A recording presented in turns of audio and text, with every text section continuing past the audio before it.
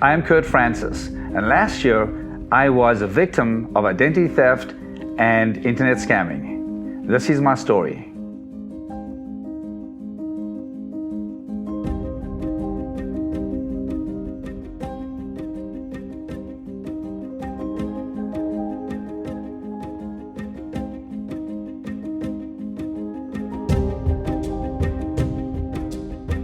The first time I found out when I was sued was I was actually moving my office and my phone rang, and on the phone came a number from Pittsburgh, Pennsylvania, and so I didn't pick it up. But eventually did listen to the message, and it was a reporter from Pittsburgh saying, would I comment on the federal lawsuit that I've been sued in? And I was just blown away with this comment. I couldn't believe it, so I immediately went to my computer, and what I searched in Google was Kurt Francis lawsuit. And the first thing that popped up on Google was the lawsuit and the report from the reporter. The lawsuit was about somebody who had taken my identity and used it to scam a person of $300,000. It was elaborate and sophisticated and a fraudulent cyber catfishing scheme that apparently I had stolen $300,000 from a person. When I found out about this lawsuit, I immediately called my husband, Fernando Francis, and told him about it. And then I called David Romero, our CEO and president of Century 21 Award, and I forwarded him the report that the reporter had put on the internet. So on Wednesday the 3rd, I got a voicemail from Kurt, and the message that Kurt left was that it was urgent that I called him back, and it was in the evening, and Kurt's not one for drama, so I knew that if he said it was urgent that I needed to call him back. And so I called him back later that day, and he told me what had happened and what he'd been accused of, and then he sent me the article that was written about it. When I first saw the report, when I read the report it was really hard to process. It's like if somebody tells you that the sky is green, right? You're like, how could this? It can't be true. How what I'm reading doesn't make any sense, and it was really hard to process that at that time. So it was made me very nervous for Kurt, because I knew that not only was his reputation at stake, but his entire livelihood was at stake. So David said to me that he would speak to our company attorney and get back to me.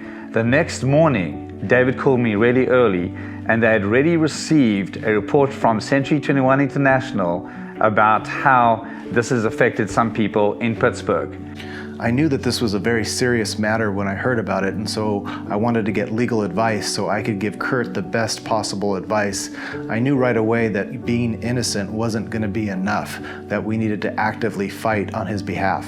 So after I got legal advice, I talked to Kurt first thing in the morning the next day, and I knew that he needed to have a defense attorney to represent him, to aggressively represent him and make sure that his innocence was known. And so we hooked him up with the best attorney so that someone could be actively fighting for him on his behalf. So they gave me San Diego's #1 criminal defense attorney, Earl Pott from Kleinden's, who has offices in San Diego, Seattle, Los Angeles, Irvine, and Sacramento. And so I picked up the phone and I called Earl, and I managed to get him on the line. My name is Earl Pott. I'm a shareholder in the law firm Kleinden's PC. We're a litigation firm primarily here in the state of California. I met Kurt Francis in the early November when he came to me after having been accused of committing a terrible fraud against a woman in Pittsburgh, Pennsylvania. So then the following day at 9:30, Friday the 5th of November, I'll never forget, I spent 2 hours with Earl. And I tell you, I learned a lot. I broke down in tears, and I realized that I would hate to be on the other side of the courtroom with this attorney, because he challenged me to make sure that I wasn't the criminal and I wasn't guilty of this. I went through a rough time in that 2-hour session. My first impression of Kurt was how earnest he was and how determined he was that I believed that he had nothing to do with these allegations. When I read the complaint, it was a very detailed complaint of some 45 pages. It had 15 exhibits, was fairly well written, and so I was skeptical. Frankly, I wanted to make sure that Kurt was who he said he was, and definitely wanted to make sure that he wasn't the person that the plaintiff said he was. Well, we met for about 2 hours in my office, and we went through all of the allegations.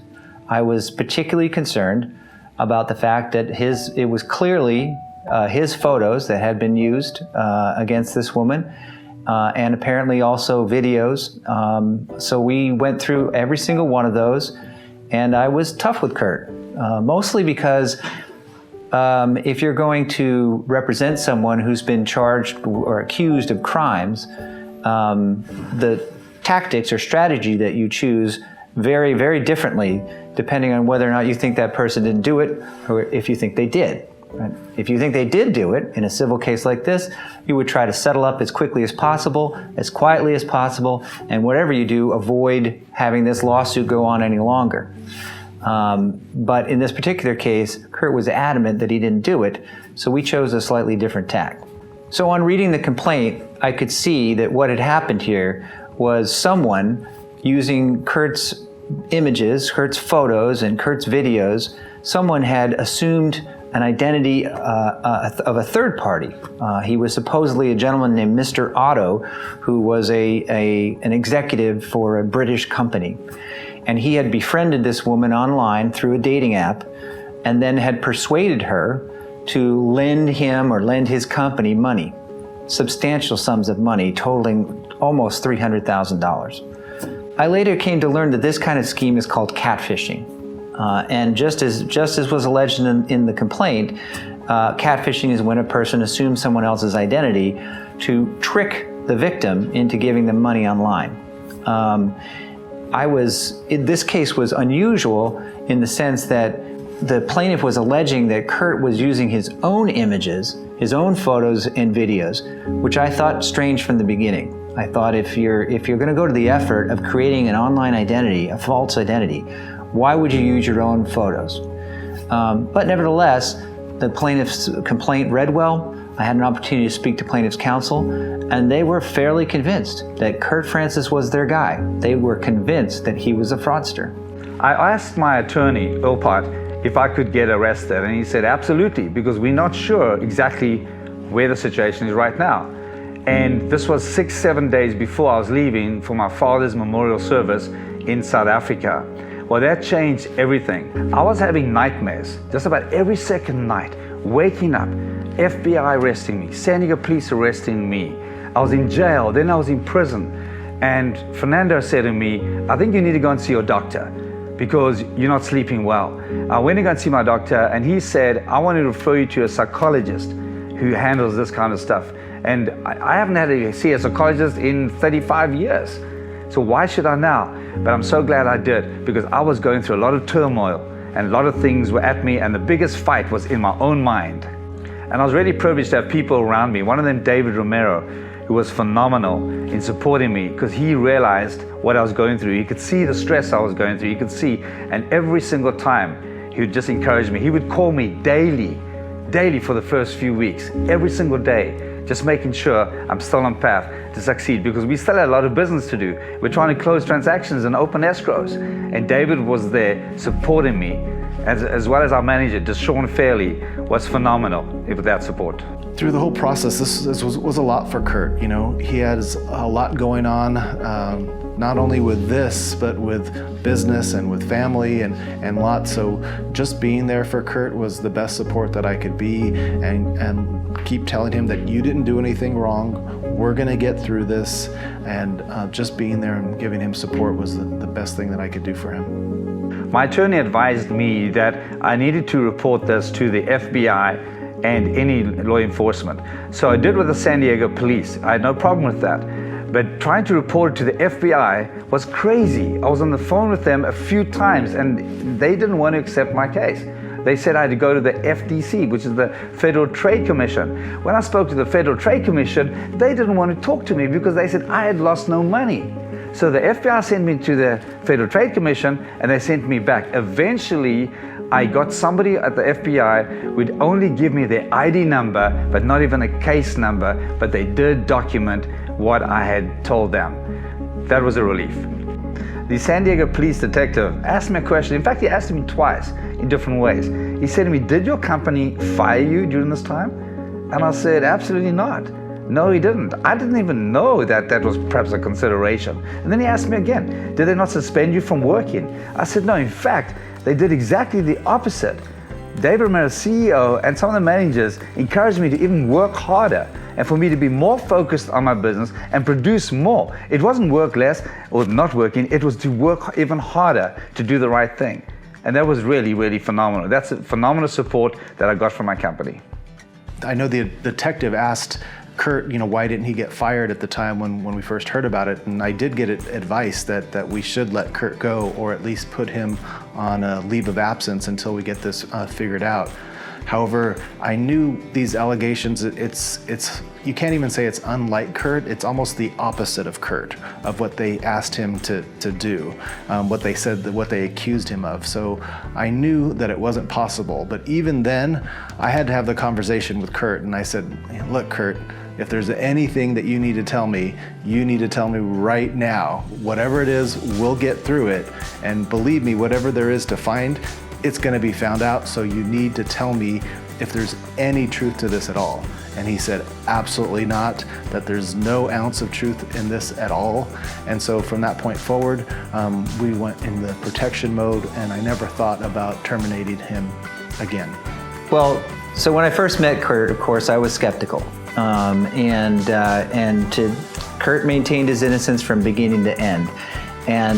And the longer we got to know each other and the more we got to work together, the more I understood that he was exactly what he looked like, which was he's a lovely guy with a great big heart, and these allegations I know put him through a lot of personal anguish because they're not remotely like who he is. So plaintiff's counsel sent us half dozen to a dozen pieces of electronic evidence, images and a video that he claimed would prove that Kurt Francis was in fact the perpetrator. What we were able to determine, though, is that all of those images, including the video, were publicly sourced information. Things that Kurt had put up on the internet in his role as a real estate agent or as a motivational speaker. And those images and the video were repurposed by the real perpetrator to make it seem like it was Kurt, or that Kurt was speaking. Once we were able to determine that, I presented that evidence to the plaintiff's counsel, and to their credit, they dismissed the case. One thing that was really important to us was that the dismissal had to do more than simply dismiss the case, but it had to exonerate Kurt. In a federal case, if the plaintiff wants to dismiss the case, they can simply dismiss the case without prejudice for no reason at all. But it was important to us that the dismissal actually say that Kurt was not the perpetrator.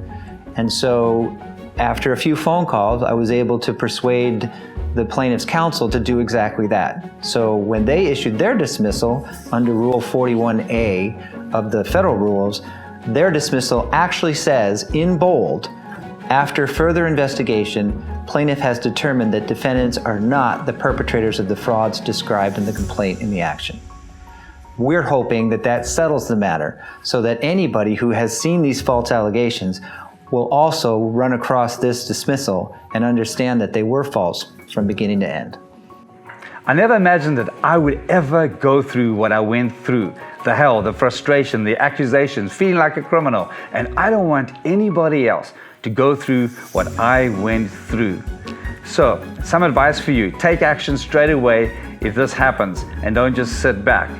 And if you ever need an attorney, you want to find the very best attorney possible to represent you. If you want to speak to me or contact me, reach out to me. I would be very happy to speak to you.